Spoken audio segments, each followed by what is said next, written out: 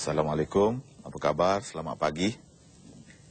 Bagaimana pada pagi yang hening ini, keterampilan anda, paparan anda, penzahiran anda.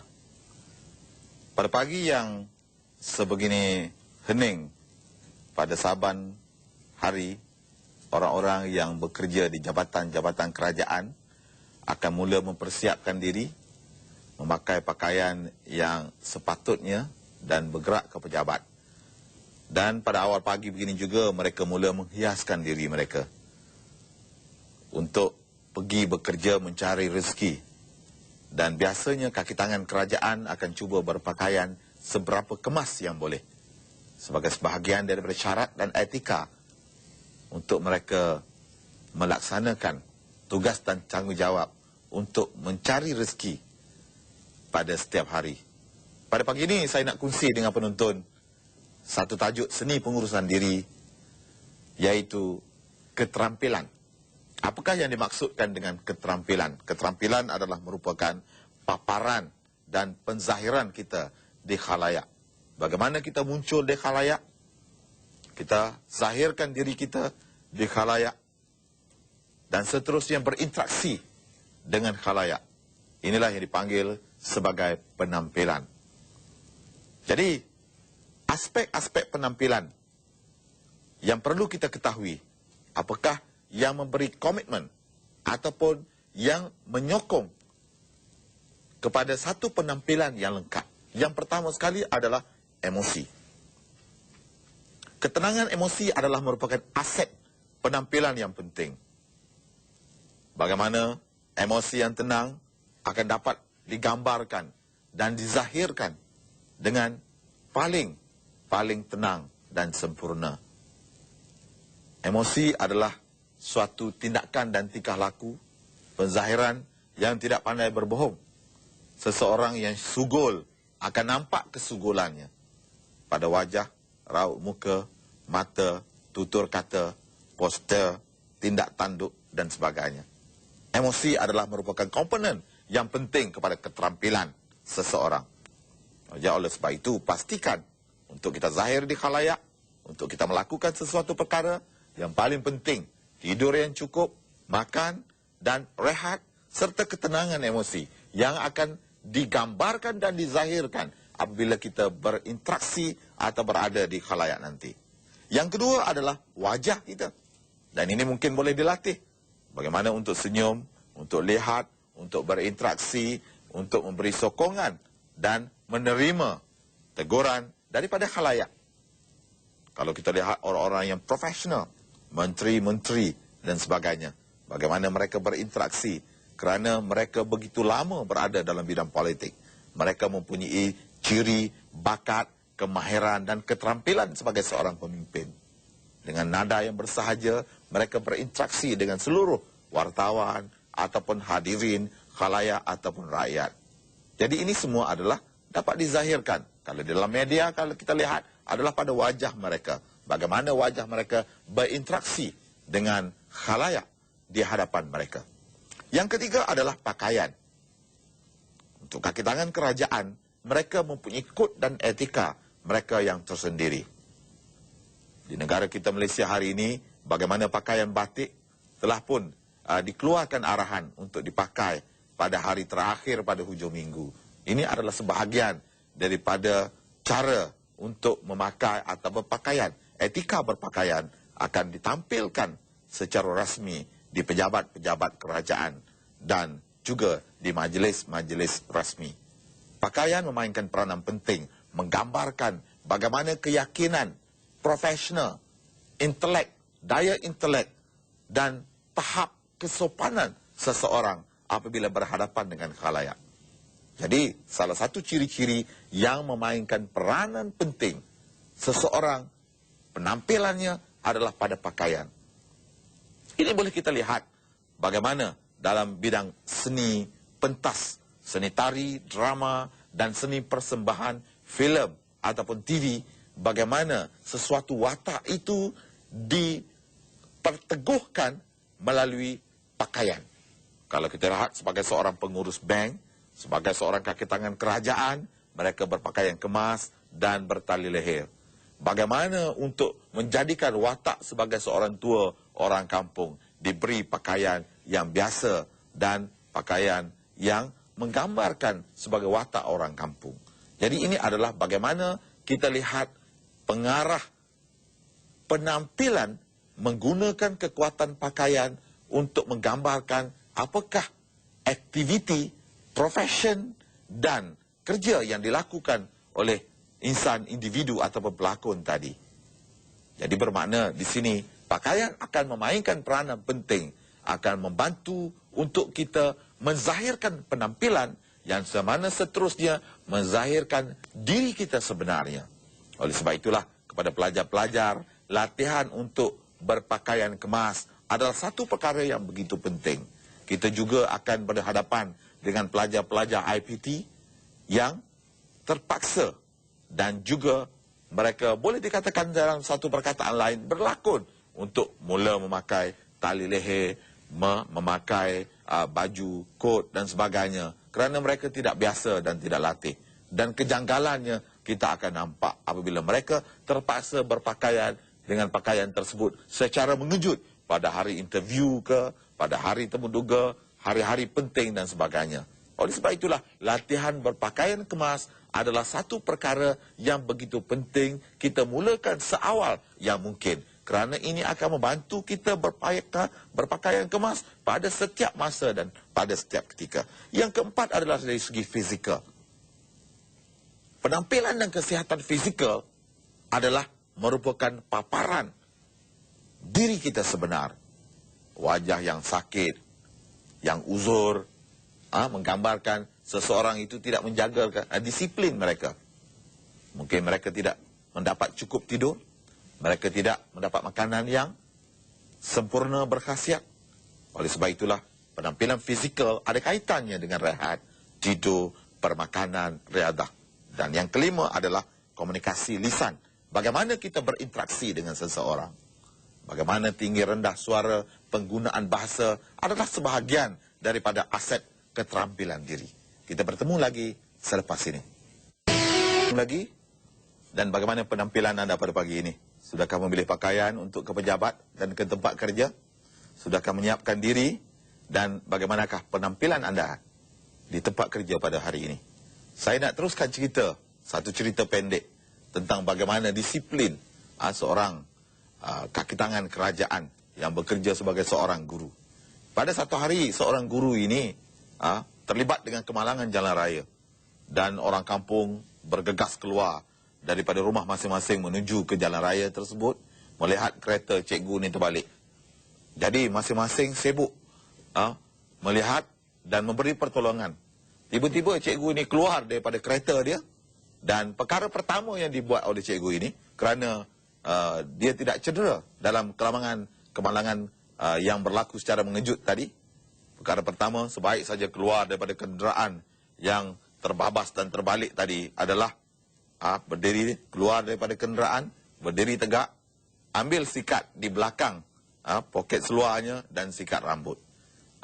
Kerana ini adalah merupakan habit dan sifat semula jadi cikgu ini. Dia berpakaian kemas dan penampilannya juga kemas. Jadi ini adalah nak menggambarkan bagaimana sifat seseorang yang suka kepada kekemasan, keterampilan, disiplin. Ini adalah merupakan amalan. Jadi berbalik kepada cerita keterampilan kita pada pagi ini, kita nak cerita bagaimana pentingnya untuk mengamalkan, menjadikan sebagai amalan hidup kita, keterampilan paparan kita di khalayak, di tempat kerja. Tetapi juga, kita juga mesti latih seawal yang mungkin daripada rumah dan di mana-mana kita berada. Jadi oleh sebab itulah, kita mesti pastikan juga kekemasan keterampilan ini akan mengganggu emosi, perasaan dan situasi kita melakukan kerja. Sebagai contoh, katakanlah seorang pegawai polis. Cuba gambarkan kalau berpakaian selekeh dan tidak kemas. Sudah tentunya mentaliti, pemikirannya akan tidak berdisiplin. Itu sebab anggota-anggota beruniform yang menjaga, membuat penguatkuasaan undang-undang mereka sentiasa kemas. Kerana amalan kerja mereka, tindakan mereka adalah berdisiplin, kemas, tepat dan tegas. Saya nak tunjuk satu cerita bagaimana hubungan emosi dengan keterampilan kita. Seorang rakan saya pergi ke pejabat dan ditegur oleh rakan lain. Dia kata, "Mat, ada nasi dekat mulut anda." Jadi rupa-rupanya pagi tadi dia pergi makan nasi dan terlekat lagi nasi. Jadi rupa-rupanya sepanjang pagi dalam mesyuarat, jumpa bos, jumpa pelanggan, nasi masih lagi terlekat di mulut. Pada hari itu Mat ini sudah jadi tidak berapa stabil dan begitu malu kerana ketidakkemasan, tidak disiplin semasa melakukan kerja akibat kesilapan kecil, iaitu selepas makan tidak mengemaskan diri dan terbawa kepada ditegur oleh rakan, tetapi tegurannya adalah sudah menjadi terlampau lewat. Jadi ini semua adalah merupakan sebahagian daripada ciri-ciri keterampilan kita di khalayak. Bagaimana kita nak menampilkan diri kita supaya kita menjadi yakin, supaya kita dapat berinteraksi dengan masyarakat, dengan pelanggan kita, dengan orang ramai di sekeliling kita, supaya kita yakin juga melakukan kerja kita, melaksanakan tugas-tugas kita. Oleh sebab itulah sekali lagi, mengapa seluruh pejabatan, pejabat-pejabat kerajaan dan sebagainya, satu daripada etika penting adalah berpakaian kemas. Saya nak tunjuk lagi satu cerita bagaimana pentingnya amalan. Amalan kekemasan ini perlu dilaksanakan bermula daripada rumah, bermula daripada seawal yang mungkin. Biasanya kaki tangan kerajaan akan sentiasa berpakaian kemas. Sama ada ke pasar, sama ada ke masjid, sama ada ke surau, sama ada ke padang-padang bola. Mengapa orang yang bekerja tanpa ada ikatan disiplin, mereka boleh berpakaian atau suka berpakaian apa saja, berselipar, t-shirt yang diletakkan di luar, dan ini akan menjadi amalan apabila mereka bekerja tidak menitik beratkan tentang pakaian, maka kemana saja mereka pergi, maka pakaian itulah yang mereka guna dan mereka pakai. Jadi oleh sebab itulah mengapa sekali lagi keterampilan ini memerlukan apa yang dipanggil sebagai latihan, disiplin, amalan, dan mesti bermula daripada rumah. Jadi seterusnya kita nak lihat apakah manfaatnya kita membuat penampilan yang baik ini. Yang pertama sekali, ianya menggambarkan kematangan diri kita. Orang-orang yang berpakaian kemas adalah menggambarkan, dilambangkan, dirujukkan sebagai orang yang matang. Orang-orang yang matang, orang-orang yang maju. Kalau kita lihat di negara-negara maju, bagaimana seluruh rakyatnya sentiasa berpakaian kemas. Walaupun ada segelintir dengan amalan, tujuan tertentu, mereka tidak menitik beratkan tentang pakaian. Ada golongan-golongan tertentu sengaja berpakaian compang-camping, sengaja berpakaian yang tidak membantu ataupun yang tidak membina. Mereka tidak terurus dari segi rambutnya, dari segi bajunya, dari segi seluarnya, dari segi kasutnya. Ini adalah soal lain. Tetapi sebahagian besar daripada umat, masyarakat, rakyat negara maju, dan itu pun juga di negara kita Malaysia hari ini, kita dapati bahawa mereka akan berpakaian sempurna. Mereka akan sentiasa maju dari segi pakaian. Tetapi kalau kita lihat secara umum, di negara kita, kaum perempuan adalah merupakan orang yang betul-betul menjaga pakaian dari segi kekemasan, kesempurnaan, kesopanan, kesantunan. Begitu juga bermula di sekolah. Kalau kita lihat di sekolahnya, kalau kita lihat di rumahnya, kalau kita lihat di pejabatnya, kalau kita lihat di pasarayanya, kalau kita lihat di tempat-tempat awam, ini adalah merupakan sebahagian daripada keterampilan. Kita bertemu lagi selepas ini. Kita teruskan segmen terakhir pada pagi ini, menceritakan tentang penampilan. Bagaimana penampilan anda di rumah, di luar rumah, di tempat kerja, dan di mana sahaja. Penampilan adalah aset kepada diri seseorang. Penampilan perlu dilatih. Penampilan perlu dinilai. Kadang-kadang penampilan ini juga perlu ditegur ataupun dipelajari. Ianya juga sebagai satu kemahiran. Kalau kita lihat beberapa orang anak-anak, sama ada di rumah atau di sekolah, cara mereka berpakaian, ada yang suka berpakaian kemas dan sangat kemas. Di kalangan adik-beradik sudah berbeza. Ada yang terlalu selekeh, ada yang terlalu kemas. Ini juga berasaskan kepada minat semula jadi. Tetapi walau bagaimana boleh diubah. Dan kalau kita lihat bagaimana penampilan kita berdasarkan kepada cara kita hadir di khalayak. Sebenarnya faktor-faktor penting selain daripada emosi kita, selain daripada disiplin, selain daripada daya komunikasi kita, perkara yang paling penting, faktor yang boleh menzahirkan, memaparkan diri kita adalah tidak lain daripada pakaian kita. Bagaimana kita memilih pakaian yang kemas, warna yang sempurna, saiz yang betul, dan pakaian yang betul untuk hadir di tempat yang betul pada masa yang betul. Untuk hadir ke dalam satu majlis jamuan di hotel besar, mungkin pakaiannya lain untuk pergi ke tempat kerja biasa. Begitu juga untuk pergi ke tempat bersukan. Mungkin pakaian untuk pergi ke tempat kenduri tidak sama untuk pakaian ke tempat beribadat. Pakaian untuk menghadiri majlis perkahwinan tidak sama dengan pakaian untuk menghadiri majlis kematian. Jadi dengan kata lain, penampilan kita, perkara yang paling penting adalah kita sentiasa perlu merancang dan berfikir bagaimana untuk tampilkan diri kita pada masa yang betul, pada ketika yang betul. Dan perancangan yang sangat lama perlu dilakukan kerana kita terpaksa membelanjakan untuk membeli pakaian. Kita juga terpaksa membuat penilaian untuk melihat beberapa kedai, beberapa tempat-tempat gedung-gedung pakaian yang besar-besar, membuat penilaian, memperbandingkan harga dengan mutu pakaian, jenis, warna, saiz dan berbagai lagi. Adalah satu perkara yang tidak bijak membuat pembelian pakaian di saat-saat akhir, terutamanya pada malam upacara yang nak berlangsung sebagai contoh. Kita tidak dapat membuat pilihan, kita tidak dapat membuat penilaian. Jadi oleh sebab itulah, berapa pentingnya pakaian terhadap penampilan kita. Kita perlu membuat persediaan yang rapi dan yang lama berbanding dengan persediaan-persediaan lain. Jadi, pertama sekali tadi, gambaran kematangan.